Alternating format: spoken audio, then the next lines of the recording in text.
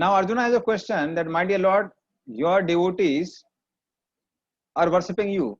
So why will they attain Brahman? So then Krishna answers in text number 27. Brahmano hi pratishtha amritasya yasya cha sasvatasya dharmasya sukhe kantikasya cha. Please read. And I am the basis of the impersonal Brahman, which is immortal, imperishable, and eternal, and is the constitutional position of ultimate happiness. Hare Krishna. So Krishna says attaining Brahman means attaining me. So I am the basis of impersonal Brahman, which is immortal, imperishable, eternal, and the constitutional position of ultimate happiness. So attaining Brahman means attaining Krishna only. So for devotee, it's not that he merges in Brahman, he attains Krishna. And when you attain Krishna, we also attain Brahman. Because we don't attain Krishna who doesn't have a Brahman effulgence around him. Brahman effulgence is a part of Krishna's existence, which pervades the entire spiritual sky. So when we attain Krishna, we also attain that spiritual sky. So in that way, Krishna has not specifically said that we are attaining me and no, we'll have pastime. But he said we devotee attains Brahman. So in that sense, Prabhupada writes in the purport, when a living entity consumed by this material nature begins the cultivation of spiritual knowledge, he elevates himself from the position of material existence and gradually rises up to the Brahman conception of the Supreme. So that happens for people in general.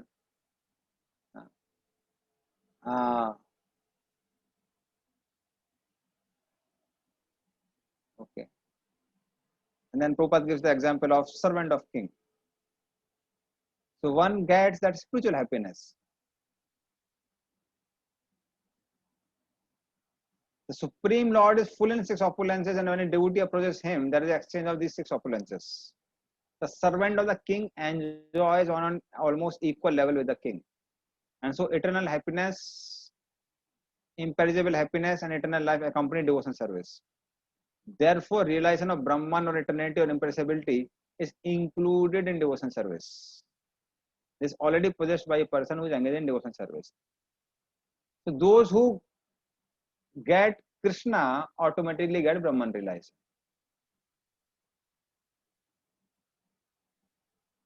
When the mirror of the heart is cleansed, we can see ourselves, we can see Krishna, and we can see relationship with Krishna. So for devotee, generally Brahman realization means realizing our eternal identity. So when we identify or we understand our eternal identity, who are we in the spiritual world? That is Brahman realization. Understanding the form of Krishna, how he is the owner of the world, is Paramatma realization. And understanding our relationship with Krishna in the various rasas is Bhagavan realization. So that is how Lord reciprocates with us. So that is how one who realizes Krishna automatically realizes Brahman. That is what Krishna wants to specify in this particular verse. That is how devotees attain Brahman means they understand their relationship with myself.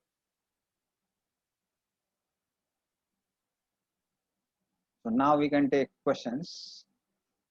So those who have questions can ask now. Hare Krishna, Prabhu. Yeah. Dino Damodaran too? Yeah, Hare Krishna, Prabhu. Am I audible? Yeah, you are audible. Yes. Yeah.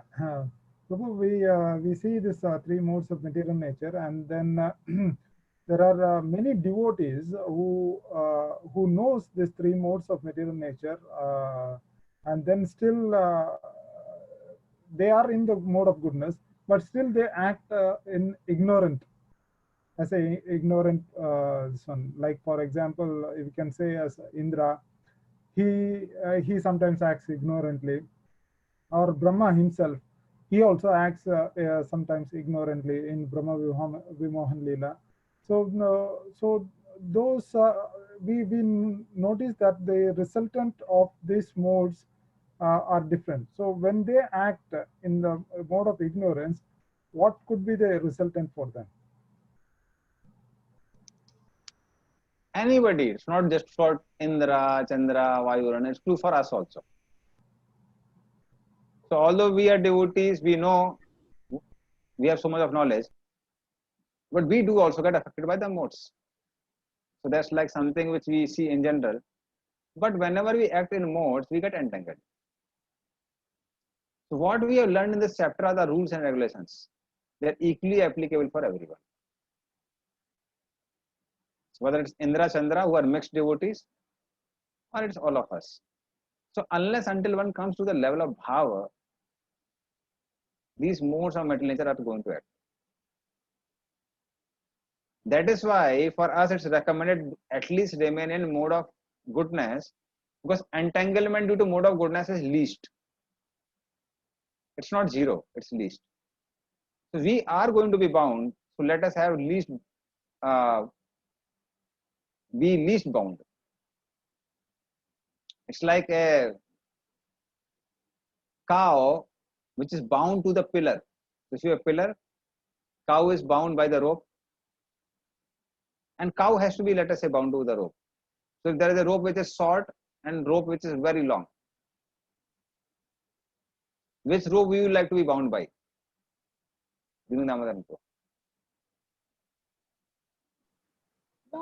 Long. Long.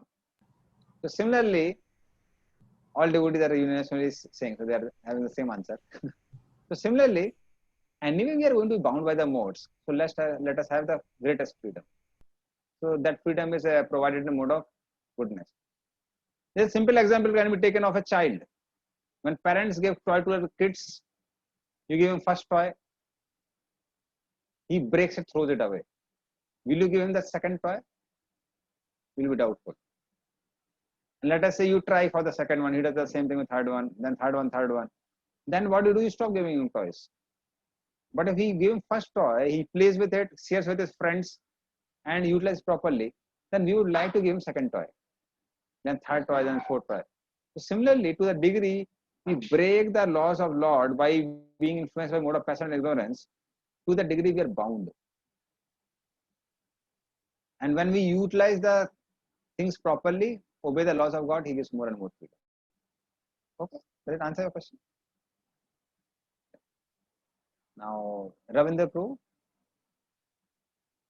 Hare Krishna Prabhuji. I had asked this question similar, related to this in the last class. I had asked the question. That is, when we do this sadhana bhakti, this is when we chant and then take prasadam.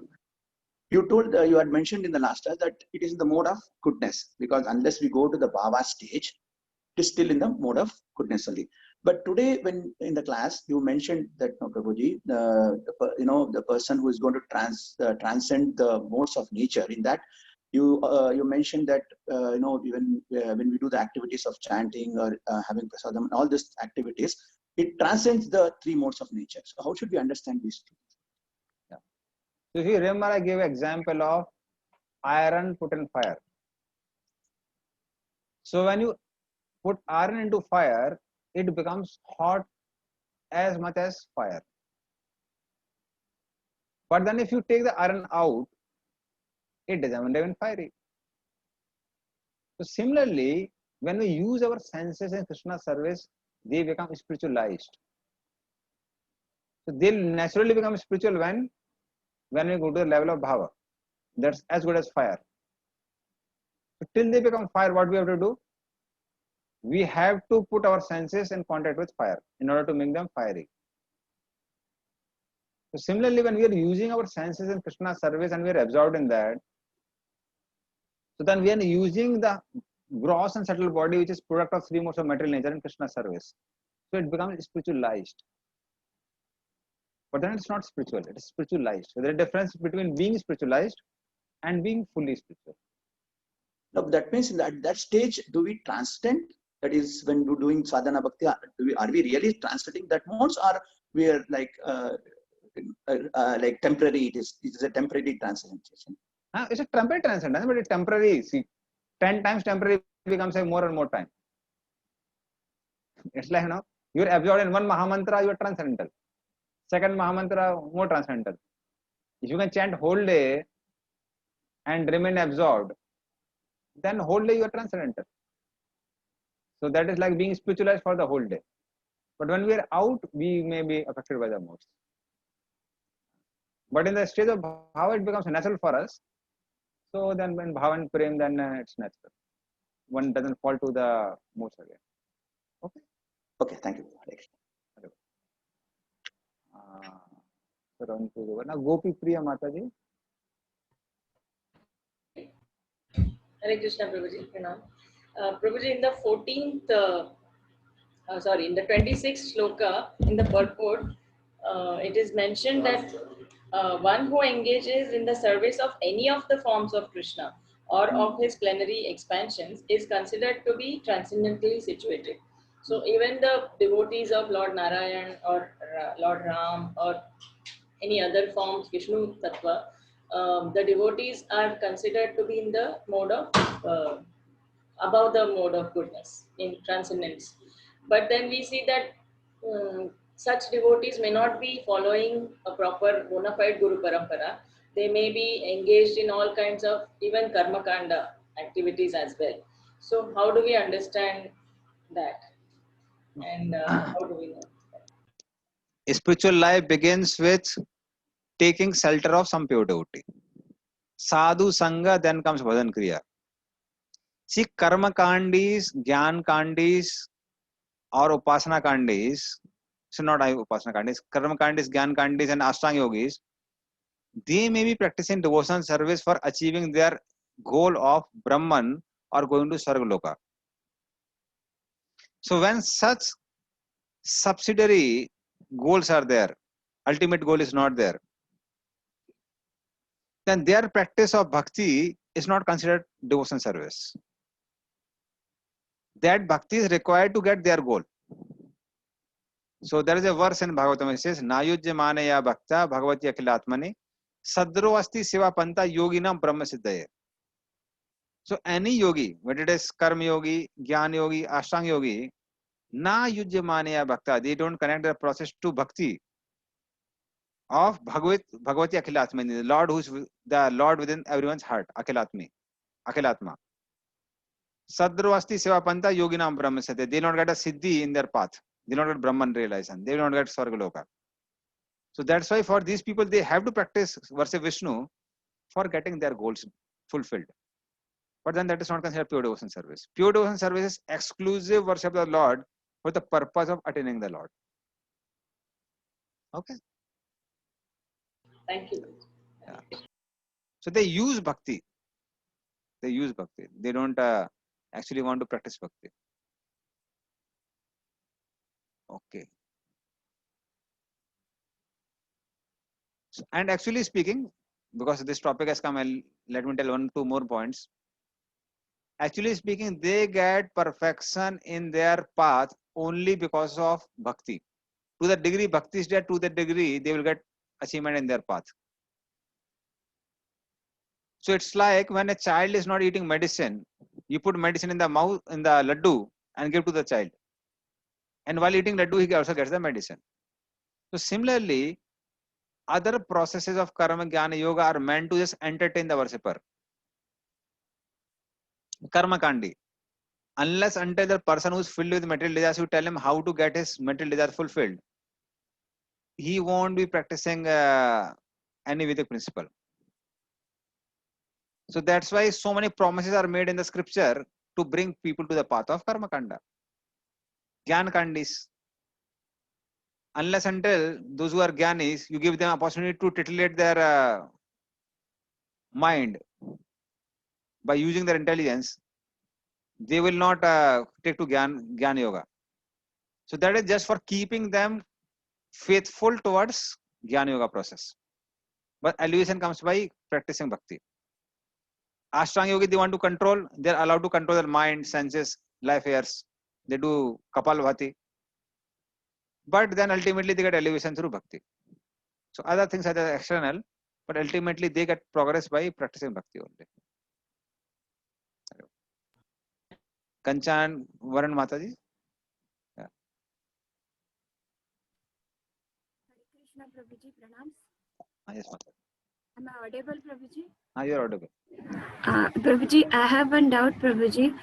As we have seen in the purport also, it is mentioned that when one leaves the body in mode of goodness, he will get the human form. And one who leaves the body in mode of passion, he will also get the human form. But in the goodness, he will get the higher form. Like that means higher planetary system, like Brahmaloka or other higher planetary system. But as means what I heard and what I understood till now, is that Prabhuji in mode of passion, if somebody is working, how he will get human form? Because one has to come to the level of goodness, and that's why for us also in ISKCON also, Srila Prabhupada has given that 4 regulative principle that at least you should come to the mode of goodness. So how Prabhuji means in mode of passion, if somebody is dying, it is a mode of passion, and mode of ignorance is not good as compared to the mode of goodness. So how someone will get that means human birth, and if he's getting the human birth, what kind of human birth he gets? So he may become a king. See, mode of passion leads to hankering for sense gratification. So hankering for sense gratification means you want to earn more and more facilities to enjoy. So then such a person, he needs an opportunity to enjoy karma or piety to further enjoy. So that's why such a person is given a human body. Because only in human body, one has an opportunity to enjoy or accumulate piety. So that opportunity is given to him in a human body. So if you tell him that no, whatever piety you have accumulated, just enjoy with that. He said not enough. I need more. So Brahmanas are in mode of goodness. Kshatriyas are in mode of passion. Vaisyas, passion and ignorance mixed, and Sudras in ignorance. So those who are Kshatriyas, they are in mode of passion. Why? Because they want a lot of control, they want power, they want a kingdom, they have intense desire to enjoy. So then such people, they need a lot of passion. You need a lot of passion to maintain such a big praja, deal with so many issues coming from morning till evening. Like for many devotees within ISKCON, you make them temple president, they'll say no. Especially those who are brahmachari, they know the pitiable situation of a temple president. He has to work so hard. In one of the temples, they were not getting a temple president. So they found one brahmachari was consistently serving there for 8 years. But he would never talk to anyone. From morning till evening, just be engaged in different services. So they asked from him that, no, will you like to become a temple president? So this person who hardly spoke for last 8 years said no. Because he knows what are troubles for a temple president. So trouble for kings are too much of trouble. But some people who have a lot of passion would like to do that. So then such people are given the birth of a king in the next life. And they get a human body. So that desire to accumulate piety, that opportunity is given to them by giving a human body on the earth. That opportunity is not there in the heavenly planets. Okay. Prabhuji, again then about the kings, the Kshatriyas who die in the battlefield, we learned that Swargadaram Aparitam means they will get the heavenly planets. So if they are dying in that mode of passion, also they will get the higher planets, no Prabhuji? Yeah, they will enjoy, but again they will come back and they'll again like to become a human being and some king here also. See, Kshatriyas don't like to be ruled. Kshatriyas can't serve under anyone. So they rule, they don't get ruled. So they're heroes. They can't live like ordinary people. Why did Krishna ask 5 villages for the Pandavas? Because Pandavas being Kshatriyas can't live like ordinary people. So Kshatriyas need a rule, they need a kingdom. So either it may be a small village, they may become a sarpanch there. or they may become a king, or they may become an emperor, but they need some praja, they need some rule. So they may go enjoy there, but then they'll come back. Like that. See, actually, one thing is, modes are very mixed. They are not like just so much black and white the way we think. So in general, they are mixed. Very good.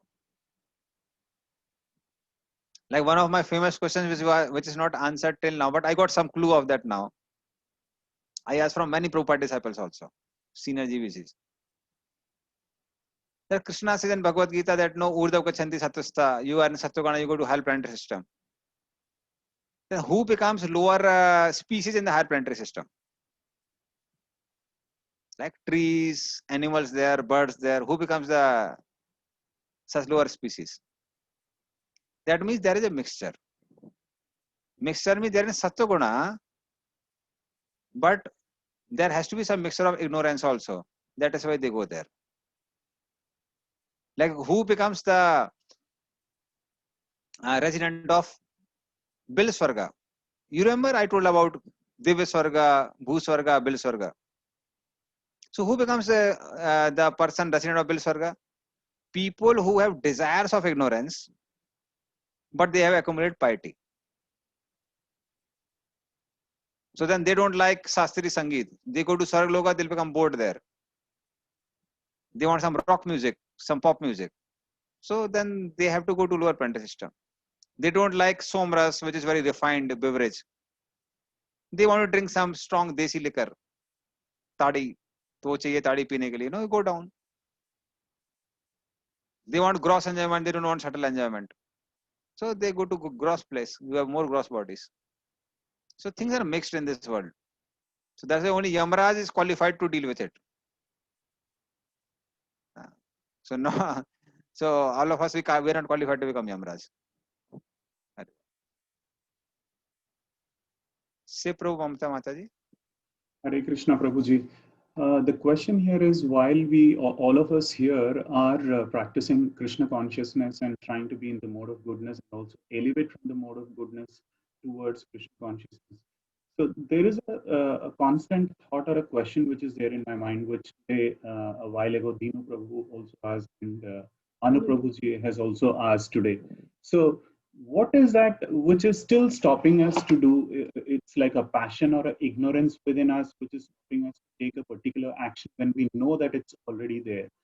For example, the other day, Madhavendra Prabhuji also asked, what kind of education we have to give to our children when we know for sure that the education system which is there going around and which we give to our kids, it's not apt and we don't utilize to our fullest. For example, now after being at 40 years, I have not utilized my fullest of my education. So what is that? The other day you answered saying it's the risk that you take in life. And today you answered saying how you advertise yourself. So what is that stopping us, Prabhuji? Because we see terms like stickiness. For example, if there is a new phone or a new car or something, we are too much attached or stickiness towards it. But when it comes to other matters, like these important matters in terms of Krishna consciousness, when it is right there, the pleasure, the higher taste is there, why are we not able to take the decision? Is it our karma or what exactly is it? Or we are still bound with something? We are bound by modes, no doubt about it. And also there is a inertia coming in so many lifetimes. So it takes time to come out of that inertia. Like once in a football match, one of the teams, they had their goalkeeper retired hurt. So they were looking for a goalkeeper. So they were searching here and there. They couldn't find a player. Finally, they found one man they were going through and they found one man in the vegetable market. It's very carefully, somebody was throwing the watermelons from the truck. This fellow was catching each of the watermelon without missing it and keeping it back on the shop. So first, second, third, practically 100 of the watermelons. So he would take it, put it in the shop, even without looking at it. when it is falling off. It would just go in the right place. They thought he's the best man. They caught him, kept him as a goalkeeper. And really the match was very adventurous. And the opponent party came, shot the ball. He caught it as expected. People were amazed, no, how could he catch such a ball? But then what he did, due to his previous habit, he took it and he kept it back in the goal. He himself did the goal with his hand. So that's called inertia. That's called inertia. So similarly, we have that inertia in so many lifetimes. So it's a struggle. It's a struggle. So it's not so easy. So in general, because of that inertia, these conditionings are there. So it takes some time. But why only thing is, but to the degree we remain in a association of good devotees, to that degree we can overcome it.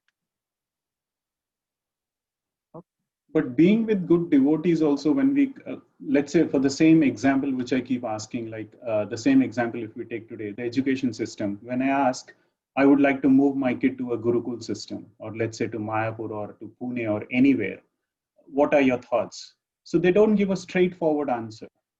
So we don't get a straightforward answer in terms of like, there are positives, there are pros and cons. It's all, what is your ultimate goal? Do you want your kid to be materialistic or whatever it is? I'm just giving an example. For example, when we go to buy a car from a showroom, we know for sure that this is the cost of the car. This is what we are looking at. And then they leave the decision to us. So, but why is there a constant fear within us? It's just the inertia, or is there anything else, or is there no faith in us? We don't trust the system. What exactly is it? See, one of the practical reasons is system is not yet evolved. Makes sense. It's like when you create a system, those who are pioneer to create the system, they have to take a risk. So pioneers always have to take a risk. So currently, when it comes to Varnashram system, ISKCON is not evolved. That's the truth.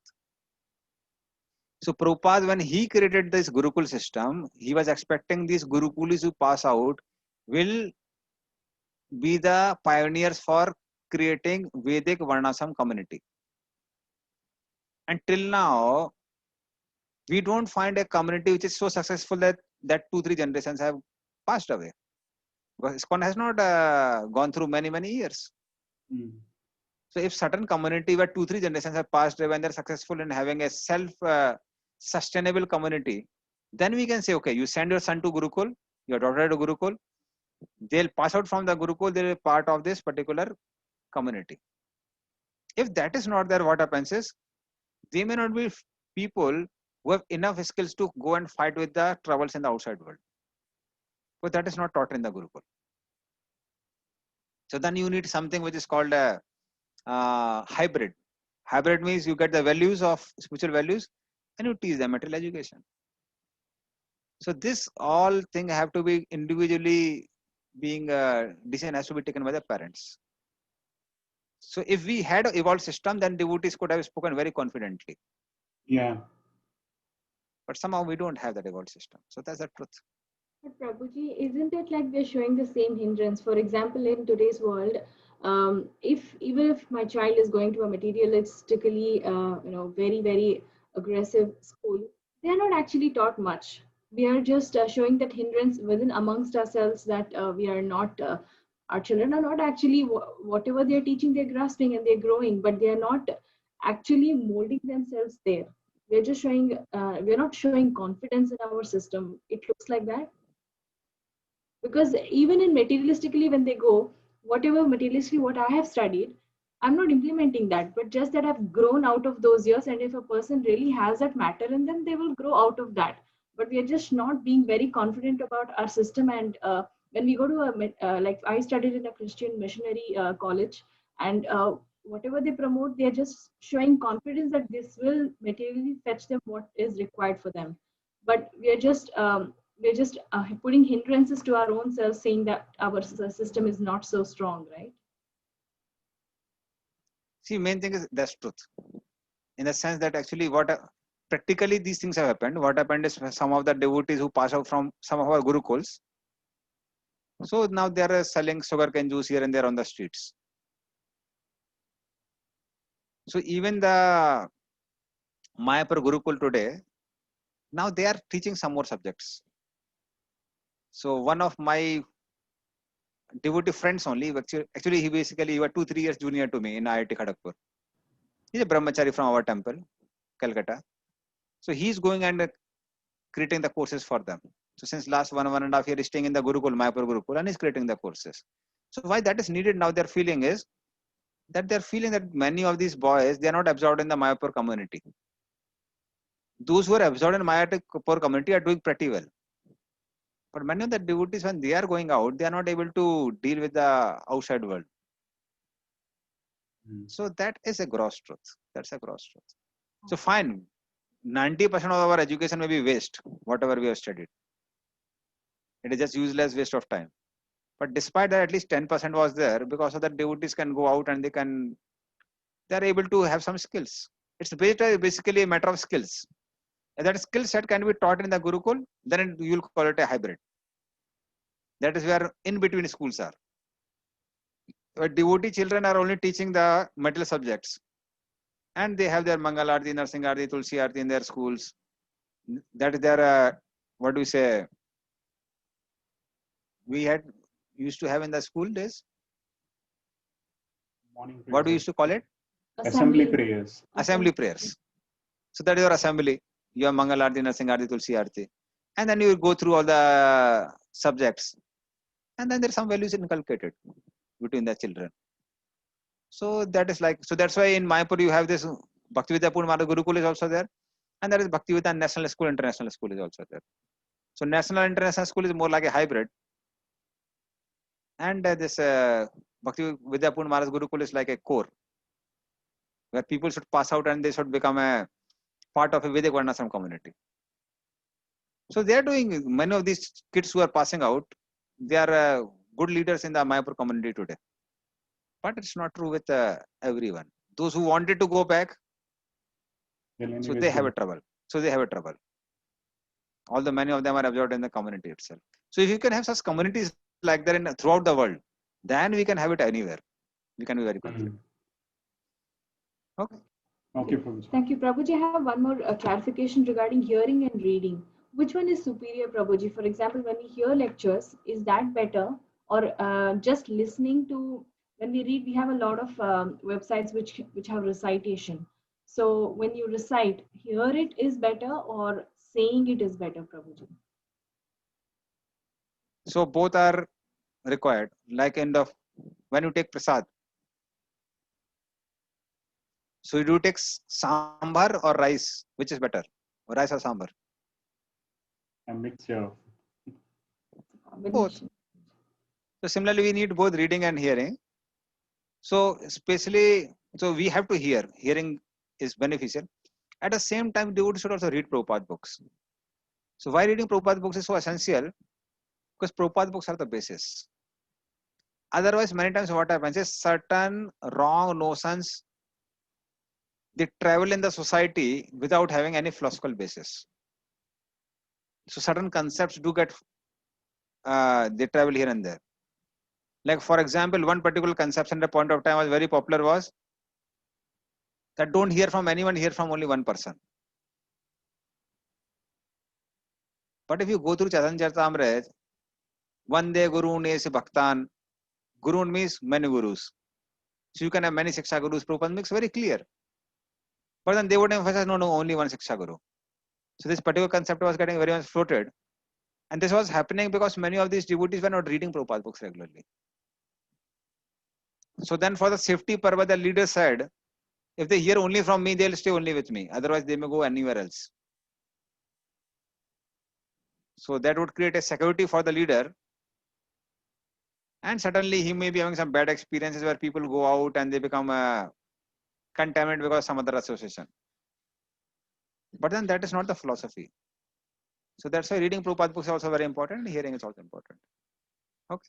Okay, Prabhuji. Hare Krishna. Thank you so much. Hare. Now 2 more questions are there. Nandi Mukhi Mataji. Hare Krishna Prabhuji, can you just tell how do devotees realize Paramatma realization? You mentioned that now in the end. Yeah.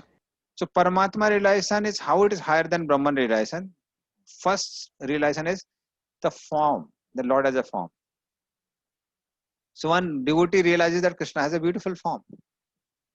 And second thing also, devotees, Paramatma is basically is dealing with matter. So when devotees realize that Krishna is the ultimate person, who is the creator, maintainer, and annihilator of this world. So this is another feature of Paramatma realization. And devotees realize that as soon as they deal with Krishna. Okay.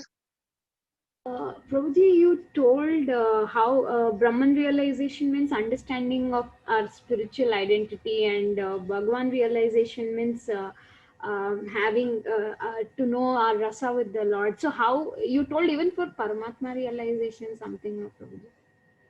And these two features I told. One is the form of the Lord, one realizes. Because when you see Krishna, you see his form. And second is we understand that Krishna is creator, maintainer, and annihilator of this world. So these two features are the features of Paramatma features. They are automatically present in Bhagwan feature of Krishna. So that is what I meant. For Paramatma Vadis, they just realize the form of the Lord. They realize themselves. Who are they? Their form. And they realize the laws dealing with the three modes of material nature. So then they go to three Paramatmas. Karnodaksha Vishnu, Garbhodaksha Vishnu, Chirodaksha Vishnu. They may not have that personal dealing with the Lord. Okay. Is clear now? Okay. Now Murli Vadan Gopal Prabhu. Hare Krishna is Dandavan Prabhuji. Prabhuji, while explaining the sloka number 14.16, he quoted in Bhagavatam sloka, wherein it says, by one person is working very hard to get the little bit pressure. Can you give me the reference, Prabhuji? So just wait for 1 minute. It's from third canto, but you have to wait for a minute. I'll see.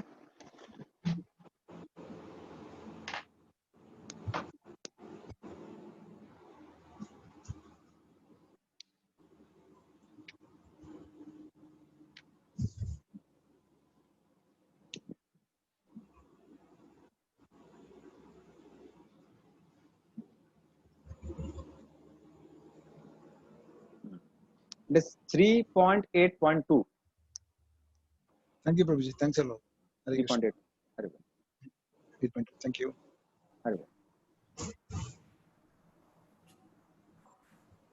Uma Tanuja Umapati Mataji. Hare Krishna Prabhuji, pranams. Yes, Prabhuji, you said the ways we can develop the mode of goodness by association as is the first, and following the regulative principles. But sometimes among friends and relatives, you will get into different kinds of modes.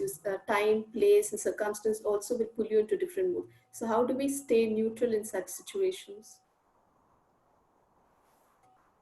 Plan. We have to plan ourselves. So Bhakti Raghav Maharaj, he speaks this famous statement so many times. He says, devotee always goes out with a plan. So we have to plan to deal with things without getting affected. That's all. So how to plan? So that we can consult with our mentors, devotees near us. That we go meet them, we influence them rather than getting not influenced. And also Prabhupada, that's why he created both the morning program and evening program for that purpose. So morning program you get spiritually surcharged. We remain spiritually vibrant, but despite that we become affected because we are vulnerable to the three modes of material nature. But when we become contaminated by the three modes of material nature, we come back and we have an evening program.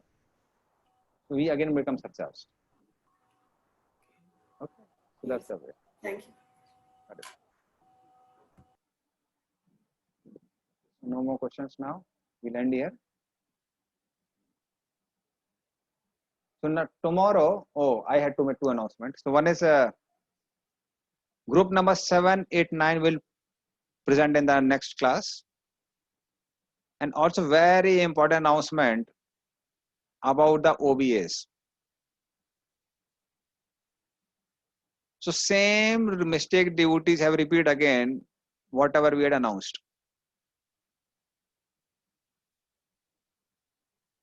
So devotees are not reading the questions properly.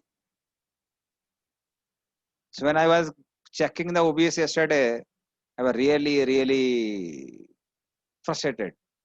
I kept the OBS aside.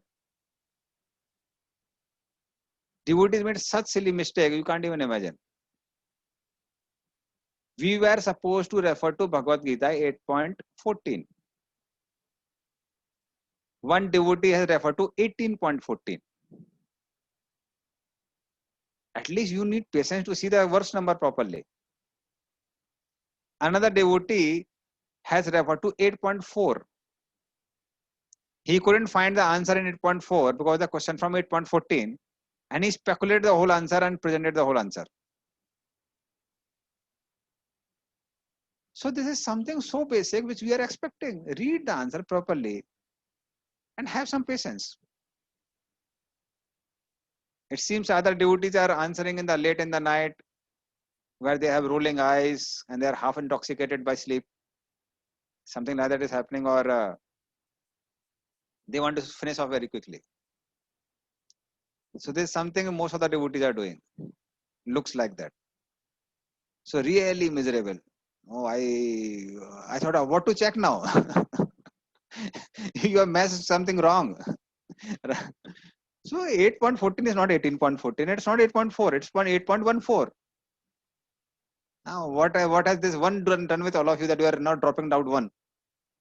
So it's 8.14. So refer to 8.14. So there's one mistake devotees are making again and again. And introduction and conclusion are sometimes so big.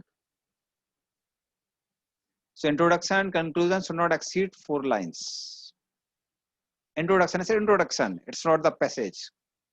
Conclusion is conclusion. It's not a passage. So don't make it a passage.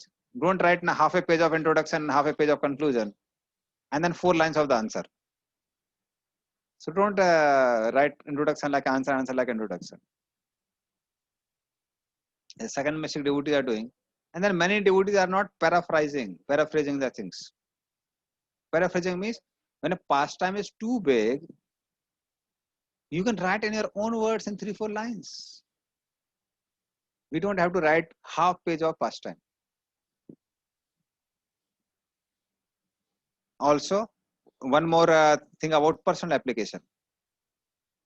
Personal application means a plan how we will personally apply in our own life. So many devotees have written how they have already applied in their own life. Personal application means how will you apply it, not that how you have already applied it. So fine, we know that all the devotees are 1600 devotees, good devotees, following 4-day principle. You must have applied certain things. But that is not what we expect in the answer. We expect how will you improve. So fine, 1 or 2 points may be made already you're applying, but the majority of that should be how one has already applied, what are his plans to apply those things in his own life. Now that may not certainly always need some extra time. That may need an increase of quality also. Because many of the verses which we spoke is just to increase the quality. The quality of hearing, the quality of chanting. So we can do that. So unfortunately, many of devotees have done this mistake. So the answer is, before coming to Krishna consciousness, I was so fallen. I used to do this, that. But as written in this verse, I have changed myself. And I am doing this. That's not what we expect. What we expect is whatever already you are doing, how will you use this verse in your personal application to enhance the quality? It may not be you don't have time for quantity, but at least quality of your practice. So that is what we were expecting. So many devotees have not written that. So now when you are writing OBS, please write it properly. So certainly many devotees will get a message now to rewrite their answers. Especially the ones who have not even read the questions properly. So please read the digits very properly. So fine, we don't have to be a mathematician to read the digits or the verse number very properly. Even your kid can do that. So please read the question properly. Yeah, Tilak Pro. Oh, I didn't change my name. It's my birth name. Anyways, Prabhu, so then have the OBAs then all been marked, or No, not few of them. so will all the marks be released at once, or will we progressively be told our marks? So I think as far as your OBAs of first unit are concerned, so some of the OBAs already Maharaj Prabhu has given to Anand Sesh Prabhu. So I think those OBAs he is going to give something like that. And then, so for progressive. For myself, I'm yet in progress. It is taking time actually. Generally, it takes very less time, but the way OBAs are being written, it's taking time. Okay, yeah. So I was just wondering, so we will all get it one go later on. See, for few devotees, whom I think is now immediately I have to tell. So what I'm going to do is I'm going to just send the WhatsApp number. On the WhatsApp, I'll send them that no, please rewrite your question. So for them immediately I'll give feedback. So it may be progressive, but for majority of the devotees who have done the same mistakes, and so then that will be given collectively. Okay, thank you. Hi, go. Okay, so we'll take a leave here. Srimad Bhagavad Gita ki, Srila Prabhupada ki. Hare Krishna.